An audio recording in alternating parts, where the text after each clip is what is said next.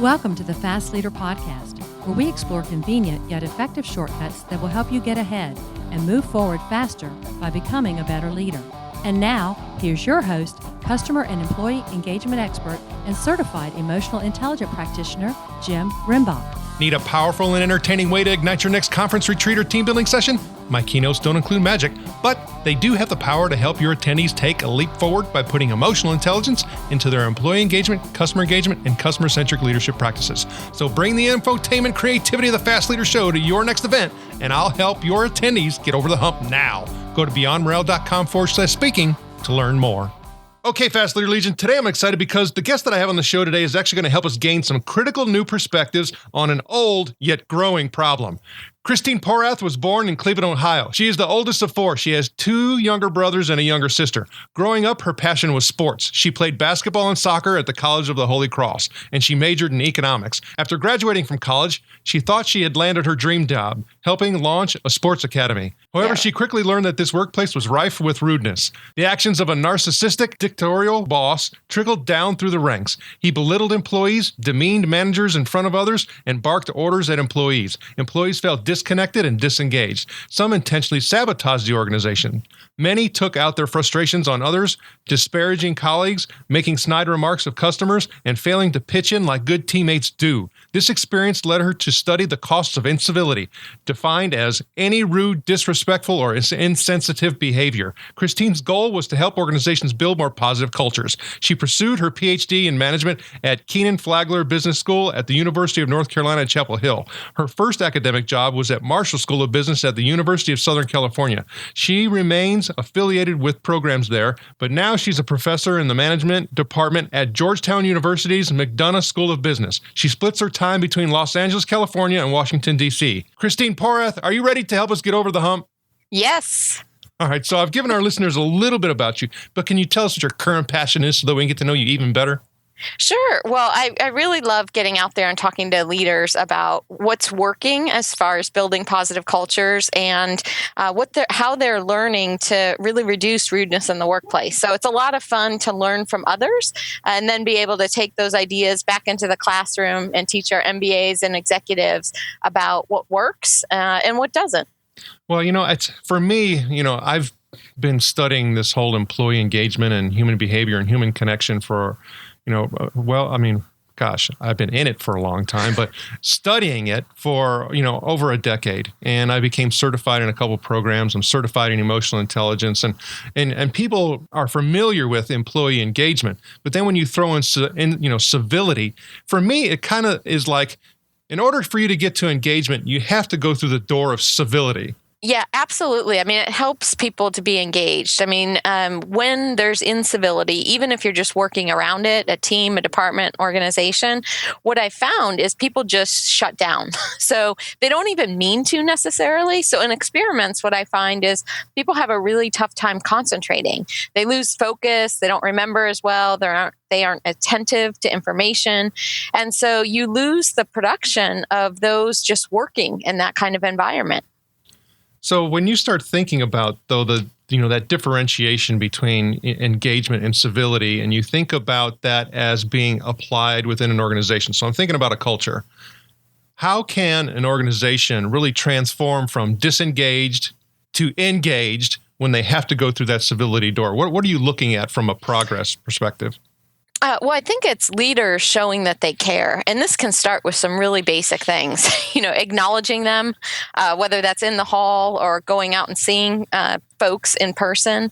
I think a lot of it has to do with making them feel valued in different ways. So Doug Conant, for example, I was speaking with him this week, and he turned Campbell's culture around as CEO in part by writing thank you notes. I mean, his perspective was about touch points, but in every interaction, he sought to make the most of it. And people really felt that. And, it doesn't mean that you get soft on results. Like his whole idea was tenderhearted with people, tough-minded with results. And so I don't think that they're exclusive of each other. I think they can work together. But I think that at least big surveys show that the number one reason why people are engaged is they feel like their leader is genuinely interested in their well-being. And I think civility is a pathway to showing that in very small ways that do not, take a lot of time on leaders' part, but make a big difference to people feeling a part of the company and feeling valued. I mean, to me, it definitely seems like that's the starting point. Your first step, which can be huge, is really this one if you want to get to engagement. Yeah, absolutely. So, and again, I think it starts with baby steps, just committing to doing the little things and doesn't necessarily involve, huge financial costs by any means. But I think it's the whole idea is people want to feel connected. And so if you're able to find ways to do that, you stand to gain a lot across things like performance, engagement, even creativity. People are much more likely to be helpful. And of course, they're much more likely to want to stay with that organization. So turnover costs are huge. You reduce those significantly by making people feel like they matter. Definitely. And so really what I'm, right now we're talking about some of the information and the insights that are, reflected in the Mastering Civility, a manifesto for the workplace, which is your recent book. And in here, there's some statistics to me that, if you're thinking about the, impact and what we're really talking about here is, it talks about 48% of people intentionally decrease their work effort. 47% intentionally decrease the time spent at work. 38% intentionally decrease the quality of their work, and it goes on and on and on. And 78% said that their commitment to the organization declined because of this incivility issue. But we have so many social cues that are telling us that we're supposed to be behaving this way. How do we counteract that? You mean because people are rude these days and there's a prevalence of it? Yes. It's sad. I just wanted to clarify because it is a sad state. I think, my first step was just to show how it matters. So I felt like it was really important to show as objectively as possible what are the costs of this in order to gain leaders and organizations' attention. I think I was an economics major, as you mentioned. And so for me, it was very much like show them the money, from Jerry Maguire, like show them how it's hitting the bottom line and then, hope to then move the needle such that I've been trying to show most recently what are the benefits of civility. Like for leaders, it pays. They're twice as likely to see you as a leader. It shows up in their performance ratings. So, trying to make the case to shift from the rudeness that you mentioned and not even get to just neutral, but to push beyond that to create the engagement that you mentioned. And I think that, that's where I'm at now. And fortunately, organizations have seemed to respond well to this message. I mean, when I started this research about 20 years ago, no one was talking about this. So, it was very hard to kind of convey the importance given that all leaders have to deal with. And so I think it's been helpful to try to document in small ways over the years, like what are the outcomes that matter and how civility really does pay. And I think it's evident also by the fact that, the best places to work, they have great return on investment, things like that, So I think that there are also some, stats from organizational culture telling us that it does show up in the bottom line. Well, it does. But I'll have to say, though, that I'm guilty as charged, because when I also look in your book, you have a really cool checklist. And on your show notes page on the Fast Leader Show, we're actually going to make a link to people being able to take this test on their own. And it's really important because for me, it's like there was some ahas, right? Yeah. And so one of the things, of course, it says, that you neglect to say please and thank you. Well, that's kind of like, we should be doing that, and it should be a standard practice. But the next one, I'm like, yep. It's like when we use email when face-to-face communication is really needed. Yet guilty. I should be doing more of that. Another one is emailing or texting during a meeting. I mean, these are all things that we don't realize that we're doing that creates incivility. Yeah, it's funny you mentioned the latter two, because the number one thing on the list most recently was people admitting to using email when face-to-face communication is needed. I think most of us have fallen into that. And what's interesting to me is that when I go out and speak with employees and organizations, the number one complaint I hear about is leaders not being attentive to them. So not listening because they are on their devices when you're meeting with them or in a larger group meeting. And, leaders, of course, don't realize that this might rub people the wrong way. Their answer is, hey, I'm just doing my job, fighting fires. I've never thought about that. And so, I think it's one of these things. The test is really meant to bring more self-awareness to what are you doing that might be perceived as uncivil or might be losing, your employees' respect or engagement or what have you. But I think the whole idea behind the test is that we can make subtle adjustments that really matter a lot to those working around us. And so it's just, meant to bring about that attentiveness or mindfulness to some of the things that we fall into. And we're all guilty of many of these things, so it's pick one or two and work on it kind of thing. Yeah, I think that's a good point. And I think we're also, when you start thinking about, social cues and habits of, especially the younger generation, I actually was having a conversation with some parents of a fellow teammate of my daughter's in her basketball team. And they were talking about how it's gotten to the point to where when they tell their kids to put their devices away, they don't know what to do. They don't know how to interact, and she's like, it's just ridiculous. And I think we're going to have to be more intentional and do like you hear some businesses saying, where leave your cell phone in the basket at the door before you go into this meeting. Yeah, I think, I mentioned this in the book about, a story about a high-level leader that with his top executive team, he actually put the cardboard box, as you mentioned, right outside the room. And they were required to drop that in. There was no laptops during the meeting. And what he found, even though he said they were like, as the box vibrated, it was like crack addicts in the room. He said it was so hard for everyone. But he said over time, what happened was they cut down their meetings. They were half as short. It also became much more productive in the sense that it was a richer connection during the meeting. It was a lot more fun. They had people speaking up that never had a voice in meetings. And he said what was really neat about it was people took those routines and started practicing them in relationships with others. So, they ended up liking that approach, but it wasn't easy. And I was just on a panel this week out in Silicon Valley at a women's conference. And on the panel, there was someone from Cisco. There was the former chairwoman of CBS Entertainment. And they spoke about, these challenges and how they are doing things differently, even with high-tech companies like Cisco, because what they're finding is it's just so difficult to be managing the multitasking and finding a way to be both attentive and, effective with people. Yeah, I think the bottom line here to all this is that if you don't have the human connection, you're not going to have business.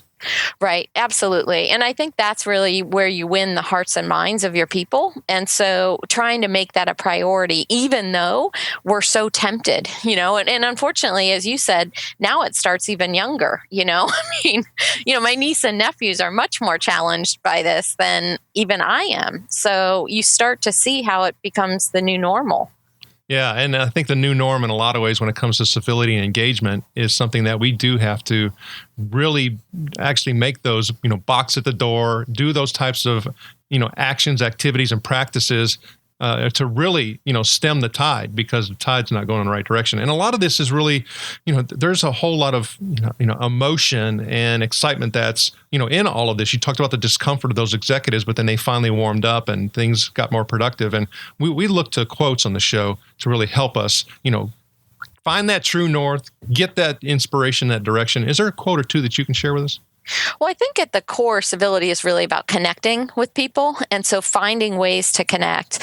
I think another big theme that I try to impress on people is civility pays. Unfortunately, I have some research to back that up now in terms of numbers and just the various outcomes in which it pays. So I think that those are two messages that I really try to impress on people. Related to that, there was a huge study where I found the number one thing that people want from leaders is respect. And that actually even surprised me, because it was more important to people in terms of the having better focus, engagement, health and well-being, retention.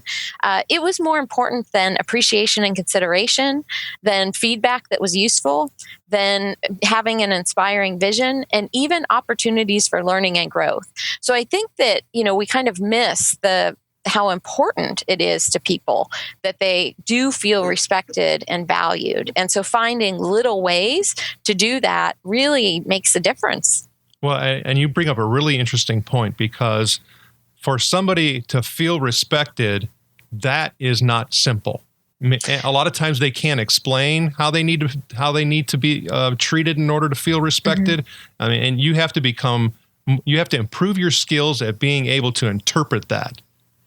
Yeah, absolutely. I mean, one thing I encourage is for leaders and, employees to talk to their subordinates or their peers about what could they be doing, what could they change to be more effective or influential, and it can be as simple as name a couple things that I'm doing that help you, name a couple things that I could do to change that would be more helpful, so really focusing on that. And, when I'm teaching executives, the higher you go in an organization, the less feedback you're getting, negative feedback in particular, because people are afraid to speak up, and so I think it's really valuable, but I encourage leaders to be the ones to seek this out, and really anyone. And this can be done not only with your employees and in your work world, but also in your personal life as well. I mean, we can make subtle adjustments that really matter to those around us. And oftentimes, we enjoy making these changes. We need the feedback to become more self-aware, to know where to invest. Yeah, that's really true. And then there's actually a feedback worksheet that we created that we'll also put on your show notes page. But I think it's very apropos to helping people develop those skills, because it's not easy. Now, I know when we start talking about your experience through work, as well as being a college athlete and getting your degree and growing up in that family, is that we have humps that we have to get over, and they teach us a lot. Is there a story that you can share with us when you had to get over the hump? Yes. So I was at the time at University of Southern California, a place where I loved, my work life and my personal life there. And I made a choice to actually do an initial book, which was not what they were looking for pre-tenure. You're not supposed to do those things. I was also publishing a lot in applied outlets like Harvard Business Review and others. And I made those choices because I felt like I could make a difference in those ways more than doing just the traditional academic work. It was really difficult to do both at the level that I needed to get tenure. But I felt like at the heart of it, I made the right choices for me in terms of trying to get the message out there into hands where people could use it to make workplaces better. As a result, though, I wasn't in a position where I could really realistically go up for tenure and get it there. So I had to make a move. And, that really cost me in terms of in many ways, stability, my happiness, and so forth. And yet I felt like in my heart, I would do it all over again because, writing books for me and writing for these applied outlets are the ways that I believe I can make a difference. And so it's come with some personal cost and some professional cost along the way. I feel like I'm in a better place now because of it. It just took me longer to get there. And, I'm still not exactly where I want to be, but I feel like for me, the path that was, less taken was the one that I needed to take given what I was seeking to do. But it was not without substantial consequences for myself. Well, and I appreciate you sharing that. I think that risk and that setback is something that's not an easy decision to make. And oftentimes when you're in it, you don't see it. And so the question for me is, knowing what you know now, would you have still taken the same path? I would. Because I believe it was the right thing to do. For me, and it's provided really rich experiences. Probably this last book was my best professional experience I've ever had. And part of it, as you mentioned, is, revealing, stories that are personal and, getting at the root of some of this. So for me, it has been a far richer path. But I feel like I've taken the long, winding road, and I'm not where I hope to be yet. But, it feels good to, I think, choose something that's consistent with your values, and just know that, that there are some sacrifices to be made. And for me, it has resulted in a more winding career path, but something that I believe I did the right thing and I would do all over again. So with that, I mean, you talked about a lot of transitions and pivots and a lot of the things that you've had to do. So I know you have a lot of things going on, promoting, this new book and all of that. Is when you start thinking about all of those things, and what are some of your goals? Well, I really would like to become more of a thought leader as far as, getting messages that would help workplaces, building more positive cultures, for example, out there. And, I've written a couple articles for the New York Times and the Sunday Review. I think that's a great outlet. I think Harvard Business Review, books, but I really would like to speak more with leaders and engage in that conversation and help move organizations along the path to building better workplaces where both employees and organizations win. Because again, I think there's a potential win-win that some organizations, have benefited from, but others aren't yet there. And I would really like to make a difference in that way. And I think more speaking engagements, more writing out in mainstream to get it out in mainstream hands is where I can make the biggest difference and hope to, spend more time doing so. And the Fast Leader Legion wishes you the very best. Now, before we move on, let's get a quick word from our sponsor.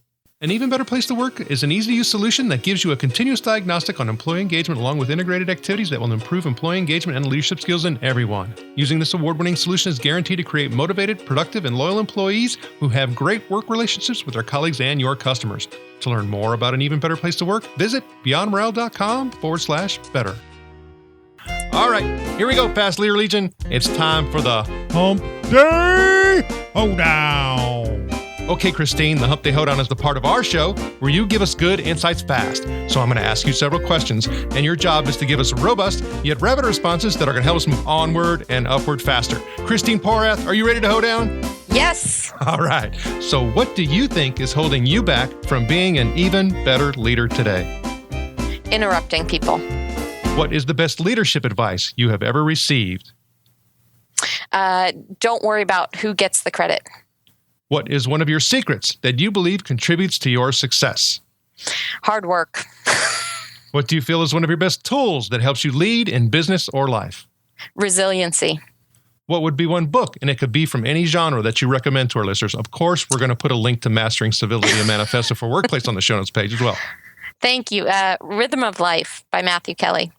Okay, Fast Leader listeners, you can find links to that and other bonus information, including to that checklist on civility, on the show notes page that you'll find at fastleader.net/Christine Porath. Okay, Christine, this is my last Hump Day Hoedown question. Imagine you were given the opportunity to go back to the age of 25, and you've been given the opportunity to take the knowledge and skills that you have now back with you, but you can't take everything back. You can only choose one. So what skill or piece of knowledge would you take back with you, and why?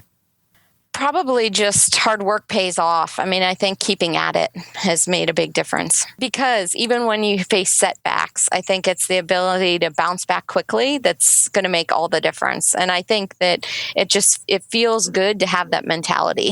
I think that I like that fighter mentality, so that you don't let anything really sink you. I mean, I think, a leader once told me that, what are you going to make this mean? And for me, that's been really helpful, because the quicker that I can focus on my future, the better off I've been. And I see far too many people with incivility get stuck. They just ruminate over it for years in some cases. And I think part of the key to overcoming some setbacks in my life has been, you need to put it in the back, on the back burner, and focus on your future. So bet on your future, don't let your past, sink you. Christine, it was an honor to spend time with you today. Can you please share with the Fast Leader Legion how they can connect with you? Yes, on my website, christineporath.com, and then my email address and everything is on there, cp3@georgetown.edu. Christine Porath, thank you for sharing your knowledge and wisdom. The Fast Leader Legion honors you and thanks you for helping us get over the hump. Thank you for joining me on the Fast Leader Show today. For recaps, links from every show, special offers, and access to download and subscribe, if you haven't already, head on over to fastleader.net so we can help you move onward and upward faster.